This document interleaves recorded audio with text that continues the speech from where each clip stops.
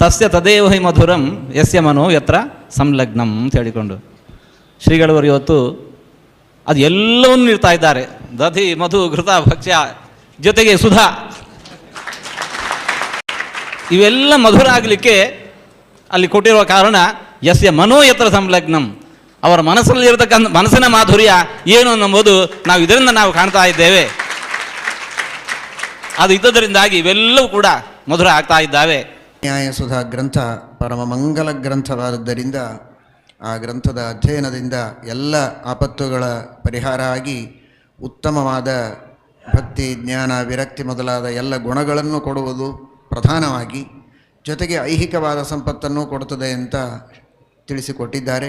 ಅಂತಹ ಶ್ರೀಕರವಾದ ಗ್ರಂಥ ಲೌಕಿಕ ಅಲೌಕಿಕ ಎಲ್ಲ ವಿಧ ಸೌಭಾಗ್ಯಗಳನ್ನು ಕೊಟ್ಟು ಜ್ಞಾನಭಕ್ತ ವೈರಾಗ್ಯಗಳನ್ನು ನೀಡಿ ಈ ಪರೀಕ್ಷೆಯಲ್ಲಿಯೂ ಅತ್ಯುತ್ತಮ ರೀತಿಯಲ್ಲಿ ಉತ್ತೀರ್ಣರಾಗುವಂತೆ ಎಲ್ಲರೂ ಪ್ರಯತ್ನ ಮಾಡಬೇಕು. ಒಬ್ಬೊಬ್ಬ ವಿದ್ಯಾರ್ಥಿಯ ಪರೀಕ್ಷೆ ಕೆಲವರದು 4 ಗಂಟೆ ಆಗತ್ತೆ, ಕೆಲವರದು 5 ಗಂಟೆ ಆಗತ್ತೆ. ಅಂತೂ ಒಬ್ಬೊಬ್ಬ ವಿದ್ಯಾರ್ಥಿಯ ಪರೀಕ್ಷೆ ಆಗೋದಕ್ಕೆ ಕೆಲವರದಂತೂ 7-8 ತಾಸುಗಳ ಕಾಲ ಪರೀಕ್ಷೆ ಆಗತ್ತೆ. ಶ್ರೀಪಾದಂಗಳವರು ಎಲ್ಲರ ಪರೀಕ್ಷೆಯಲ್ಲಿ ಮೊದಲಿನಿಂದ ಕೊನೆಯವರೆಗೆ ಕೂತು ಪರೀಕ್ಷೆಯನ್ನು ಕೇಳಬೇಕು. ಅವರ ಪರೀಕ್ಷೆಯನ್ನು ಕೇಳೋದಕ್ಕಾಗಿ ಬೇರೆ ಬೇರೆ ಊರಿನಿಂದ ವಿದ್ವಾಂಸರು ತಮ್ಮ ಎಲ್ಲ ಕಾರ್ಯಗಳನ್ನು ಬಿಟ್ಟು ಬಂದು ಆ ವಿದ್ಯಾರ್ಥಿಗಳ ಪರೀಕ್ಷೆಯನ್ನು ಕೇಳ್ತಾರೆ. ಹೀಗಾಗಿ ಆ ವಿದ್ಯಾರ್ಥಿಗಳನ್ನು ವಿಶೇಷವಾಗಿ ಪ್ರೋತ್ಸಾಹಿಸಬೇಕಾದದ್ದು ನಿಮ್ಮೆಲ್ಲರ ಕರ್ತವ್ಯ. ಇದು ಶ್ರೀಮನ್ಯಾಯ ಸುಧಾಕ್ಕೆ ನಾವು ತೋರುವಂತಹ ಒಂದು ದೊಡ್ಡದಾದ ಗೌರವ. ಎಲ್ಲರಿಗೂ ಶ್ರೀಮನ್ಯಾಯ ಸುಧಾ ಗ್ರಂಥದ ಅಧ್ಯಯನ ಮಾಡಲಿಕ್ಕಾಗತ್ತೇ ಆಗೋದಿಲ್ಲ, ಶ್ರವಣ ಮಾಡಲಿಕ್ಕಾಗತ್ತೇ ಆಗೋದಿಲ್ಲ, ಯೋಗ್ಯತೆ ಇರತ್ತೇ ಇರೋದಿಲ್ಲ, ಅಧಿಕಾರ ಇರತ್ತೇ ಇರೋದಿಲ್ಲ.